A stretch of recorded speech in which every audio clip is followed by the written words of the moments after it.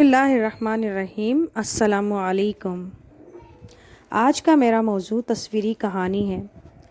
تصویری کہانی میں آپ لوگ اس قابل ہو سکیں گے کہ کہانی نویسی کے اصولوں کو ادا کر سکیں گے، دی گئی تصاویر پر باہمی تبادلہ خیال کے بعد اپنے الفاظ میں کہانی لکھ سکیں گے۔ اب آتے ہیں اصول و ضوابط پہ کہ کس طرح ہمیں کہانی لکھنی ہے۔ کہانی میں کوئی واقعہ تحریر کیا جاتا ہے۔ کہانی نویسی کے دوران ہمیشہ ماضی کا صیغہ استعمال کیا جاتا ہے، یعنی ماضی کے جملے استعمال کیے جاتے ہیں۔ کہانی میں ربط اور تسلسل ہونا ضروری ہے۔ کہانی ہمیشہ 3 حصوں پر مشتمل ہوتی ہے: آغاز، واقعہ، اختتام۔ کہانی کا آغاز وسط اور دلچسپ انجام میں ہوتا ہے، اور کہانی 100 یا 120 الفاظ پر مشتمل ہوتی ہے۔ پہلا حصہ آغاز، کرداروں کا تعارف ہوتا ہے۔ واقعہ کس جگہ پیش آیا، کرداروں میں کون کون ہیں اور وہ کیا کیا کرتا ہے۔ دوسرا حصہ واقعے کی تفصیلات اور عروج، یعنی کہ واقعہ پوری تفصیل کے ساتھ اس میں بیان کرنا ہے۔ تیسرا حصہ کہانی کا مناسب انجام یا اختتام اور مثبت اخلاقی سبق۔ اب ہم آتے ہیں ذیل میں دی گئی تصاویر کی مدد سے اپنی نوٹ بکس میں کہانی تحریر کرنی ہے۔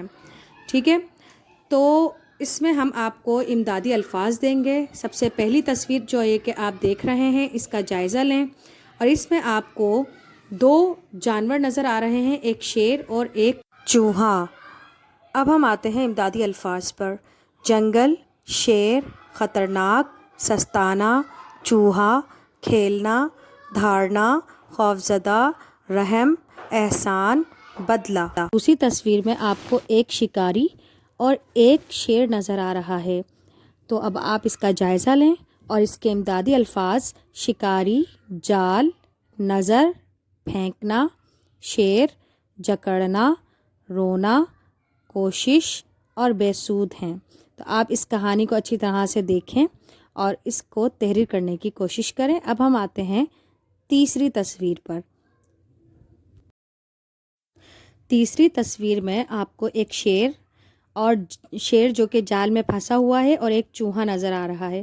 اب آپ اس تصویر کا اچھی طریقے سے جائزہ لیجئے اور اس کے امدادی الفاظ غور سے سنیں: اچانک، چوہا، تیز دانت، کاٹنا، جال، بدلہ، شکریہ، مدد کرنا، دوستی کرنا۔ اب آتے ہیں ہم اس کہانی کے اخلاقی پہلو پہ۔ اس کہانی کا اخلاقی پہلو اور اچھی بات یہ ہے کہ کسی کو خود سے کمتر نہیں سمجھنا چاہیے۔ کوئی چھوٹا ہو یا بڑا، طاقتور ہو یا کمزور، سب ہمارے دوست ہیں، اور کسی کو حقیر نہیں سمجھنا چاہیے۔ کوئی بھی چھوٹی چیز بھی ہمارے کام آ سکتی ہے۔ شکریہ۔